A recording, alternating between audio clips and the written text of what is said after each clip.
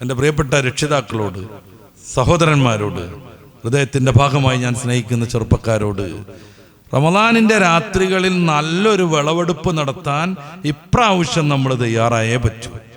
ഇപ്രാവശ്യമെങ്കിലും തയ്യാറായേ പറ്റൂ.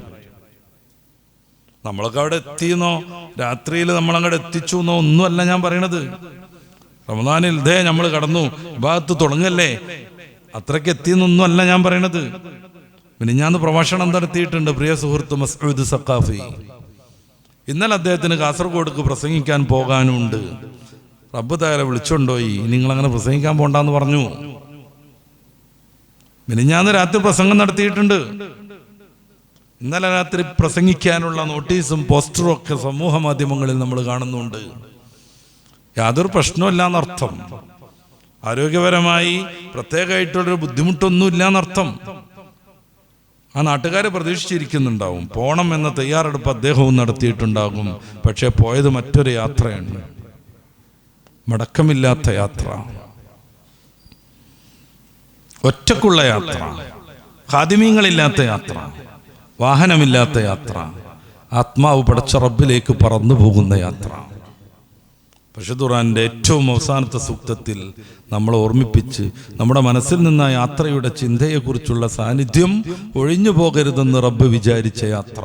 വത്തഖൂ യൗമൻ തുർജഊന ഫീഹി ഇലല്ലാഹ്. അല്ലാഹുവിലേക്ക് മടക്കപ്പെടുന്ന ഒരു ദിവസം വരും. ആ ദിവസത്തെ ശ്രദ്ധാപൂർവം കൈകാര്യം ചെയ്യണം. നോമ്പിനെ കുറിച്ച് പറയുമ്പോൾ അങ്ങനെ ചെയ്യണം ഇങ്ങനെ ചെയ്യണം എന്നൊക്കെ പറയുമ്പോൾ നമ്മൾ എത്തിയെന്നൊന്നും വിചാരിക്കണ്ട. ഒരൊറ്റ അർദ്ധ സെക്കൻഡ് മതി ഈ ശ്വാസം നിലക്കാൻ. ഇത്രയുള്ളൂ മനുഷ്യൻ. നെകളിപ്പ് കാണിക്കണ്ട. മൂലക്കരിന്നായാലും കൊള്ളാം, വേറെ എവിടെ ആയാലും കൊള്ളാം.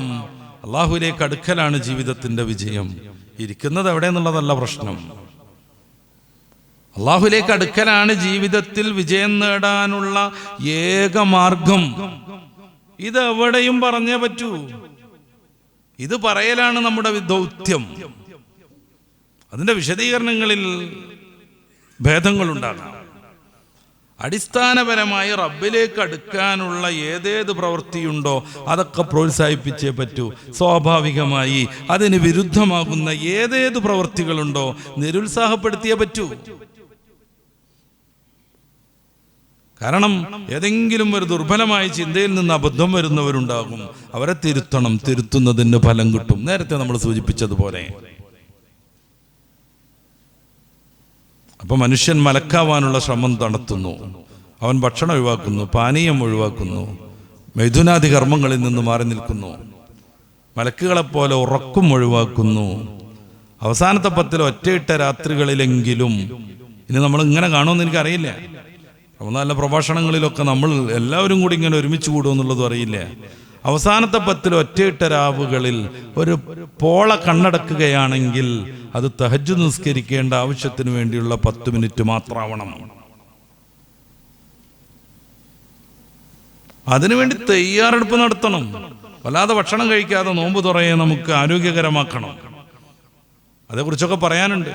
പ്രത്യേകിച്ച് ഏറ്റവും പുതിയ നോമ്പുകാലത്ത് ആരോഗ്യം പരിപോഷിപ്പിക്കാനുള്ള ഒരു 30 ടിപ്സുകളൊക്കെ ഓർമ്മയിൽ വരുന്നുണ്ട്. തൽക്കാലം അതൊക്കെ നിർത്താം നമുക്ക്. ആത്മാവാണല്ലോ പ്രധാനം. അങ്ങനെ നോമ്പിന്റെ ഓരോ സമയത്തെയും കൃത്യമായി വിനിയോഗിക്കുക, മുൻഗണനാക്രമം കൊടുക്കുക. എന്തിനൊക്കെ വേണ്ടി സമയം ചെലവഴിക്കണം എന്ന് ആദ്യമേ തീരുമാനിക്കുക. പരിശുദ്ധമായ ഖുർആൻ ഒരു 5 പ്രാവശ്യമെങ്കിലും ഓതി തീർക്കുന്നു പ്രതിജ്ഞ എടുക്കുക. 3-ലെങ്കിലും എത്തട്ടെ. ദിവസം 3 ജുസ് ഓതി കഴിഞ്ഞാൽ റമദാൻ കഴിയുമ്പോഴേക്ക് 3 ഖത്ം തീർക്കാൻ നമുക്ക് പറ്റും. ഒരു ജുസ്ഇന് വിശാലമായിട്ട് നമ്മൾ ഓതുകയാണെങ്കിൽ തന്നെ ഒരു 25-30 മിനിറ്റ് എടുക്കും. 1.5 മണിക്കൂർ ചെലവഴിച്ചിട്ടുണ്ടെങ്കിൽ നമുക്ക് റമദാൻ കഴിയുമ്പോഴേക്ക് 3 പ്രാവശ്യം ഖത്ം തീർക്കാൻ പറ്റും. ഇന്നലെ വാട്സപ്പിനും ഫേസ്ബുക്കിനും വേണ്ടി മാത്രം ചെലവഴിച്ച സമയം എത്ര എന്നുള്ളത് ആ ഫോണിൽ കയറിയിട്ടൊന്ന് പരിശോധിച്ചു നോക്കുക. എല്ലാവരും റീൽസ്, എല്ലാവരും ഷോർട്സ്. കുറെ ആളുകൾ അത് ഉണ്ടാക്കാൻ നിൽക്കുക, കുറെ ആളുകൾ അത് കാണാൻ നിൽക്കുക.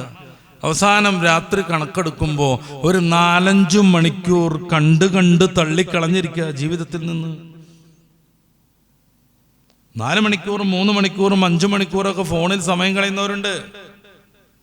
വെറുതെ പറയണതല്ല. ബാംഗ്ലൂരിലെ ഒരു യൂണിവേഴ്സിറ്റി കേരളത്തിലെ ജനങ്ങളെ കുറിച്ച് അങ്ങനെ ഒരു പഠനം നടത്തിയിട്ടുണ്ട്.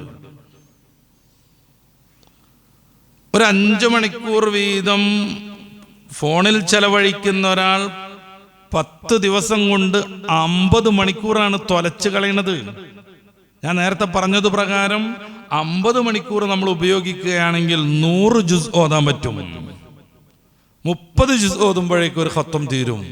100 ജുസ് ഓതുമ്പോഴേക്ക് 3 ഖത്തമും 1/3 ഖത്തം. അപ്പോൾ ഒരു 3/4 അല്ലെങ്കിൽ 3 ഖത്തമും പിന്നൊരു 1/4 ഖത്തമും കൂടെ നമുക്ക് തീർക്കാൻ പറ്റും. കാലല്ല, ഒരു 33% ഖത്തം കൂടെ നമുക്ക് തീർക്കാൻ പറ്റും. അതിന് പറ്റണില്ല. റമദാൻ ആവുമ്പോഴും അതിന് പറ്റണില്ല. പുതിയ ലോകല്ലേ, അങ്ങനെ തന്നെയല്ലേ നമ്മൾ കൂടെ തീരുമാനിക്കാൻ പറ്റൂല. എല്ലാവരും ആ തീരുമാനത്തിലാണ്. ദീനിനെ പ്രണയിക്കുന്ന മുത്തറസൂൽ നഷ്ടപ്പെടുന്ന നമ്മൾ കൂടെ ആ ഒരു ലിബറൽ കൾച്ചറിലേക്ക് പോകാൻ പാടില്ല.